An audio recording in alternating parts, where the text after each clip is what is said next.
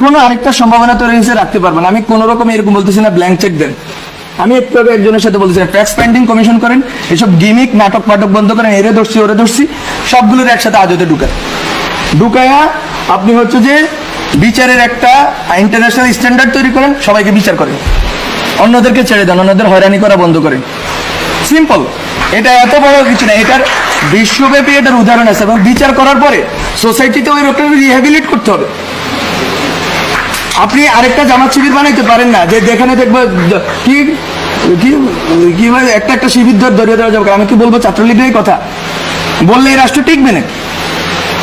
যে আমি কেন বাংলাদেশ রাষ্ট্র নামে দাঁড়াই থাকতে হবে? আবার কি জন্য দাঁড়াবো? আমি কি 71 দিয়ে ওই ইকুয়েশন সলভ করতে পারছি কিনা? যদি সলভ করতে পারতাম তাহলে বেশিরভাগ দাঁড়াইলো কেমন 71 উপরে। এবং এখানে অনেক কথা আসতেছে কার কতটুকু স্টেক আছে না আছে। স্টেক সবারই আছে।